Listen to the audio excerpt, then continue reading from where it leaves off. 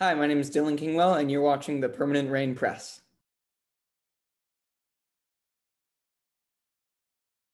Hi everyone, it's Chloe with the Permanent Rain Press. Today I am so happy to be joined by Dylan Kingwell. How's it going? I'm doing pretty well, thanks. How are you? I am doing well. First off, I have to wish you and your family a happy new year, happy 2021. Thank you. Happy New Year to you and your family as well. Hopefully, a better one coming Yeah, up. it's been a bit of a crazy year. Do you have any New Year's resolutions? Well, I think I'm going to start working out this year, and because I have a weight training class that I'm taking in school, so they're going to teach me how to, properly do that. So that's one of my goals, and I also want to try and like accomplish something every single day, because like it doesn't even have to be big, but I just want to do like even if it's the weekend or something, I just want to do like something because I find that if I take the entire day to relax, it's fun. But then as soon as I get into bed, I'm like, wow, I did nothing. So I'm trying to accomplish like at least something every day. Yeah, I think that's a good goal. It's something that, keeps you accountable. And of course, there's nothing like a productive physical education class in high Yeah. school. Yeah, Yeah. so last year was a busy year for you. You were on screen a lot. You joined the final season of The 100 as Luca. So what was it like stepping into this world and this already established show?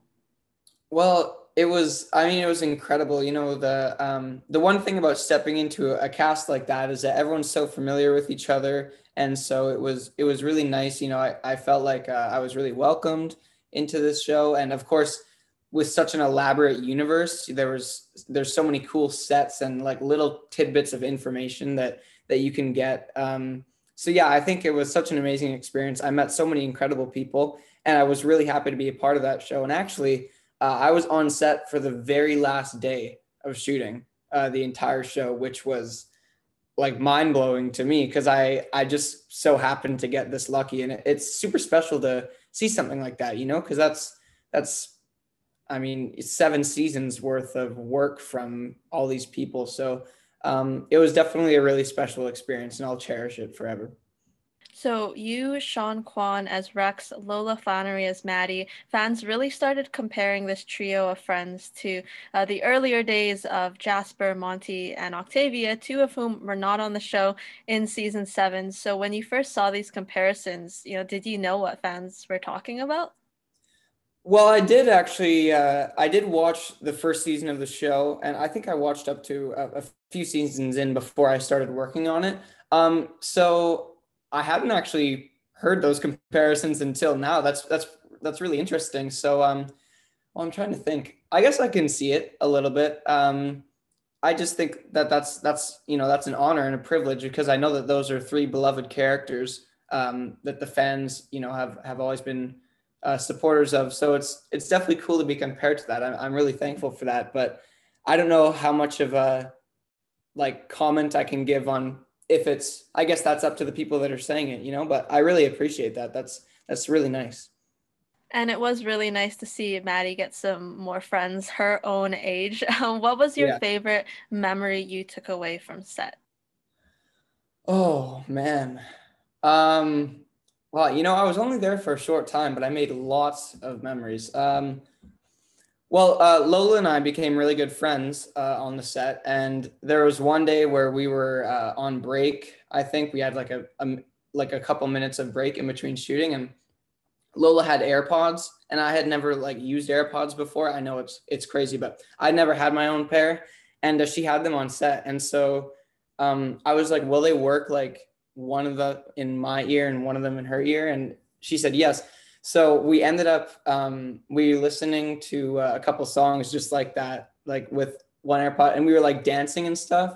And when you're listening to music, you don't really realize that other people can't hear your music as well. So we were dancing and probably looking a little bit weird because there were so many people walking by, but it was just really like a really happy memory. And but I had so many like funny and cool and just like awesome experiences on that show. But that's one that definitely stands out just because of the humor of it. Like imagining how it looked to other people that were standing like 30 feet away. Hey, I would say that's a pretty cute moment. As long as you're living in the moment, that's what's most important. And can we talk about the fact that all these comments on both yours and Lola's Instagram say each of you like each other's posts first? So how does that happen? Are you texting each other? Well, we knew that that fans would notice if that happened. So I suppose that's just sort of a running joke that Lola and I have now. Yeah, I think the fans are loving it for sure. Another show you are on is Netflix's The Babysitter's Club, which is a great coming of age show. You star as Sam. Did you read the books to get a feel for these characters? I never read the books actually, but I did do lots of research on like the character Sam himself, and I guess I shouldn't say I never read the books. I read like a lot of excerpts from is that I think that's the word. I don't know if I pronounced it right, but I read a lot of sort of bits of information on Sam. I didn't read like one book, but I read lots of quotes and stuff. So I did try and get a feel for who he was, and also worked with directors and producers on getting the correct type of personality for him. So season two starts filming in February. Are you looking forward to being reunited with this cast? Well, I haven't been officially notified, so I'm not sure if I'm allowed to comment on that, but it certainly would be excellent to be back on the show, and it's a great group of people. So yes, I am really excited. If Sam does come back for season two, what would you like to see more of? I think that I think that his comedic parts were brilliant. I mean, I've never done, comedy acting before. And it's not that it's a comedy show, but there are definitely a lot of funny parts of the show. And I think that the opportunities that I had to show like facial expressions, like my favorite scene from the show that I was a part of was at the dinner table with Watson and Christy and our mom and our little brother and our like the whole family, the Thomas family dinner, and they're talking about like the proposal and stuff like that. And when Christy gets all mad, and then you just see Sam in the background, what's up with her? I found that part really funny. So I think just the subtle Sam facial expressions are really funny to me. Hopefully more of the Thomas family. That would be nice. And then maybe some scenes with Stacy as well. I'm sure those would be funny to film. I know you play piano and guitar, so where did this passion for music come from? Well, I guess it started like way back, from when I was a kid. My dad always likes to listen to classic rock in the car. So I guess that's how I got into like that genre of music. That's how I was interested in that genre. And he just, I just always found that music to be, um, it was my preference to listen to that as opposed to like more modern music. Not that I think that all modern music is bad or anything like that, but I always loved classic rock and the instruments and the real sounds. And then in grade 8 we had to do this class called Explorations, where we did I think 4-week rotations in a couple of the art forms, and choir was one of them. And my choir teacher, he gave us in our 4-week rotation, he gave us a couple of Beatles songs, and I was just like hooked. Like obviously I knew who the Beatles were, and I'd listened to their songs, but when I actually listened for the first time, like knowing that it was them that I was listening to, I was just like, I was hooked. I couldn't believe that, like Twist and Shout and like, Hey Jude were written by the same band. It was just, that just sort of took a hold on me, I guess. And so then when I got into their music, that's when I sort of wanted to start playing. And so that's how I picked up a few songs on the guitar and the piano, and I'm in guitar lessons at the moment. So you do have a great cover out of Imagine. I think it's out on Instagram. Have you started songwriting at all? Is that something you'd like to do? Or are you sticking with covers right now? Well, I don't know. I'm not I don't think I'm like an official musician or anything. I mean, I try my best. I think songwriting is something that everyone who picks up an instrument tries at some point or another. So yeah, like, obviously I've tried it, but there are no plans to release official music, not yet anyway. I think I have to take a few more lessons before I get to that point. You can add it as a goal, maybe further on in 2021, something like that. Maybe that'll be one of my accomplishments. Yeah. Yeah. So I know you are a faithful Vancouver Canucks fan. Who is your favorite player on the current roster? Oh gosh, these are great questions. Well, I've had the pleasure of talking to a few of them over Instagram DM. Elias Pettersson has been really nice. Quinn Hughes has been really nice. There's a lot more that I've talked to. A couple of them that I've talked to have been traded. Nikolai Goldobin, he plays in the KHL now, I believe, but he joined my live streams a couple of times and stuff like that. That's pretty So cool. As a I Canucks fan, was, I was gonna say Quinn and Brock, I saw both follow you on Instagram, so that's a little accomplishment, social media accomplishment in itself. yeah, that was I was really happy about that. You can see I've got I've got an ear to ear smile on my face.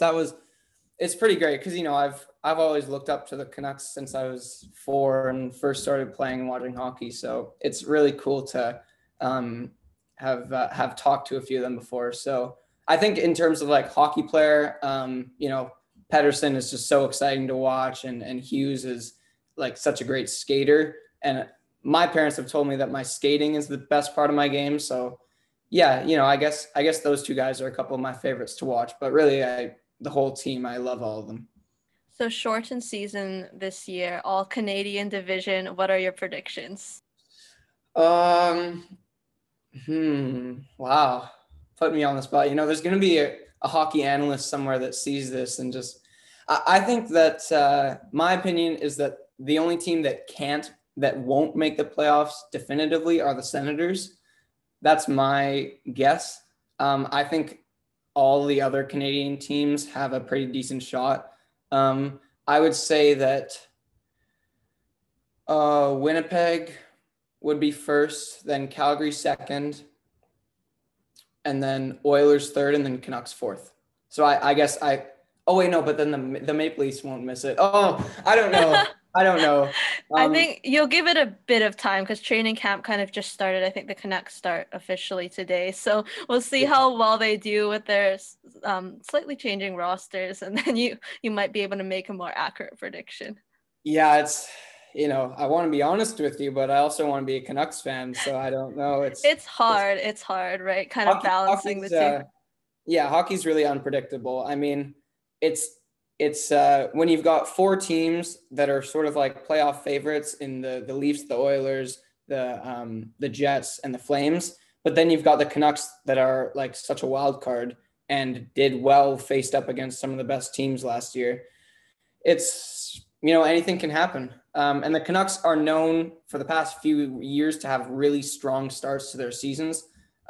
So who knows? Maybe they get off to a strong start and it just stays the whole season. You never know. Let's hope. You have played hockey for a number of years out in Langley. So have you managed to fit in ice time these past few years? Because you've been pretty busy with acting. Yeah, I've played hockey consistently, and actually, I played in Langley for spring hockey, but in winter hockey season, like right now, I'm playing more local. But I haven't played spring hockey for a few years. That was when I was more competitive about hockey. But yeah, I've played on a regular team for the last few years, and yeah, it's been great. I have started. We are in a season right now, but we're sort of on, like, we're not allowed to play games. We're allowed to do practices. So it's sort of like a hybrid half season, if you will. But I really do hope that we get to start playing games soon when it's safe, because hockey is definitely right up there with acting in terms of my favorite things to do, but not a career path. But it is nice to get that ice time. Is your nickname from your teammates still Hollywood? That sort of wore off because it was a select group of guys that called me Hollywood. It was the spring hockey players, like the ones that you see in that breakfast television interview. That was with my spring hockey team when I was, I don't know, like 10 or 11 or something like that. So that was my nickname there. Now most people just call me Dylan. But had I stayed in that group of hockey, I bet you that that would have still stuck around. Yeah. So speaking of Hollywood North, I wanted to talk about your relationship with your Manny Dearest co-star Corey Gruter-Andrew because you both have really been making a name for yourself these past like 4 to 5 years. So tell me a bit about your relationship with him. Well, we met on the set of I guess a movie of the week or however you would classify it. It was 6 years ago maybe or something like that. I don't know. It all sort of blends together that time period, like 9, 10, 11. I can't sort of distinguish between it very well. But around then, I think I was barely 10 or something like that. Um, and he played a bully in the movie, and we got along really well. And then after the movie, we didn't talk for a little while, but then I reached out to him, I think, just to say hello. And we played video games together a couple of times, and we still talk occasionally. So yeah, he's a really great guy. I was gonna say there's a picture of you guys in 2019, so I don't know if that was taken then or in the Oh, past. yeah. So 2019, that was actually at the audition for the 100. Funny enough, little bit of I guess behind the scenes for you. That was at the audition for the 100, and I ran into Ethan and I ran into Corey. And Ethan and Corey were familiar with each other, so it was really funny to meet all those guys. But no, that I guess people don't know that I've never said that, but that was actually the 100 audition. So there was a little bit of foreshadowing there, I guess. Uh-huh. And it's always nice to run into like people you know, familiar faces, people you can talk to, I'm sure. On that breakfast television interview, I love what your mom said that your family would continue to support you as long as you were having fun and getting good grades. So on that note, tell me about your family's support and the role in your career so far. Oh, well, I don't know. What do you say about, you know, people who have done everything for you? I guess it's my parents are two of the hardest working people that I know, and I hope to be able to make it big pretty soon so I can retire them early like they deserve. And but no, on a more serious note, they're the best. And my sisters and my parents, they keep me grounded, as with my friends. They, when crazy things are going on, like premieres and things coming out and stuff, not that I get too caught up in that, but it's just nice to have them there to keep a sense of normalcy. Because when I guess it's a pretty unique life that I have. I have some really awesome experiences, and I feel so lucky to have them. But it's also nice to just be regular and feel normal. And so they've helped me with that. And, my parents have sacrificed so many hours driving me to and from set, staying there. Um, they've switched their work schedules around. My mom's driven me home at 1 in the morning from Squamish in the pouring rain, which is like a 2 hour drive along a windy highway. So it's they've done more than I could ever even know for me, and so I'm infinitely appreciative of them. And they've always supported me in whatever I want to do, so long as I get good grades and I stay a good person. And my mom actually has this joke that when I'm working on big movies and stuff, and if I do get so fortunate to be an actor for the rest of my life, if she ever hears a story in a newspaper or something like that of me not being nice, she'll fly down there herself and give me a talking to. So that's I think that it's that type of stuff that just helps me, stay grounded, and it gives me a laugh, and it helps me just take an outside perspective, because it's really easy to get wrapped up in all this awesome stuff that's going on. So yeah, I'm infinitely appreciative. I love my family. And yeah, I don't know. I could go on and on, but that's what I'll say for now. That's some love and dedication right there. Of course, no one wants to get a talking to from their mom when they're a little older. So I would say a good deal as well. Just closing things up, I know that school is important to you. You would love to go to university and get a degree. So any subject areas of interest right now? Oh, well, I mean, I'm a teenager, so it changes like every day, but I I I'm considering a couple things. I've I've thought about psychology because maybe my in another life I would be a psychologist or a psychiatrist. Maybe I would go to med school. I don't know. There's a lot of things. I think that I would really, really, really love to be the Canucks commentator or really any hockey broadcaster. But if I could sort of, when John Shorthouse retires, if I could slide in there, that would be really cool. Um, so maybe broadcasting, journalism, business is always an option because I've always known that like if I get lucky enough to become an actor for the rest of my life, there's going to be other things that I want to do. I've never wanted to just do one thing for my whole life. I would do acting for the course of my life, but I would do other things on the side as well. So yeah, I think I would want to get some tools that I could use later on if I wanted to start my own company, or if I wanted to go into a different field like broadcasting. So I have a lot of big decisions coming up in the next couple of years, I guess. Yeah, I was gonna say, is it grade 11 right now? Yeah, I'm in Okay. the 11th grade right now, so Those I've got a bit of applications might start coming out soon. yeah. Don't remind me.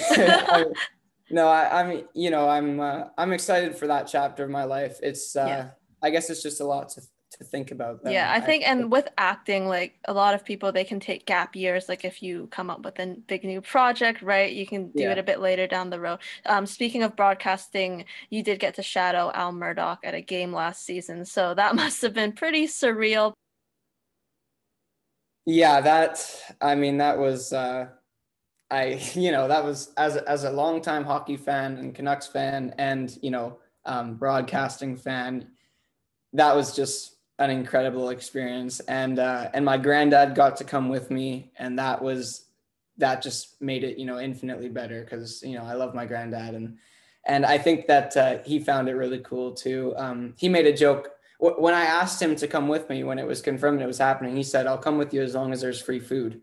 So that's sort of his sense of humor. But anyways, yeah, that was an incredible experience. I met Stan Smeal like in passing. I saw a couple Canucks who were I think like injured or something that weren't playing. Al Murdoch was the nicest guy, and all the people up there in the game presentation booth were so great. And it actually happened just because I was talking to my dad one day, and I was like, God, like how cool would it be? Like I want to see what it's like up there. And he said, well, how about you reach out to him? I was like, well, no, I can't do that. And he's like, why not? Like, why can't you? Like, if you want something, you just got to like go for it. Like, what's the worst that's going to happen? So I did. I messaged him and I said, I've been a fan of the Canucks and of your work for years and all this stuff. And he actually recognized my name, funny enough, from a couple of stuff that I've done, a couple of the shows that I've done, and it ended up working out. So yeah, I'm infinitely thankful to have had that experience. He is such a great guy, and so was everyone else up there. So I guess that's to anyone watching, just if you want something, just the worst thing that can happen is that you get a no. So you might as well. Is it like that shoot your shot kind of thing, right? Yeah, Yeah. it's just one of those things where at first thought you're just kind of, no, I can't do that. But then, if you really look at it, like, why can't you? Yeah. So, And just, you came out with the most surreal experience, so yeah, definitely. I mean, it's up there with the coolest things I've ever done in my entire life. And that experience will stay with me, forever. So, like I saw the goal horn. It's like a cylinder thing and you press a button, and yeah, it was just, oh, I don't even, I can't even, it's just, you I'm can't sure you even have sum that up. pictures to document that day so you can go back to it. I do have pictures, and I have videos of, of like the announcements being made, like, Vancouver goal. I think we did score that game. I hope we scored that game. No, I know we lost to the Oilers, but I think we did score. But I mean, it's just one of those things that you can't even put into words. It was amazing. Yeah. Well, that is amazing. Hopefully, more opportunities like that down the road. We do have our signature question for you. If you could be any ice cream flavor, which would you be and why? Mm, ending off with a banger. I love mint chocolate chip. I think there's some good variety in there with, well, obviously the mint and the chocolate chip. So yeah, I think that I would go for mint chocolate chip. That is great. I'd like to thank you so much for taking the time to chat. Really appreciate it. Yeah, it was so much fun. Thank you for having me. We'll be posting Dylan's social media links below. Stay up to date with upcoming projects, music, and we will see you next time.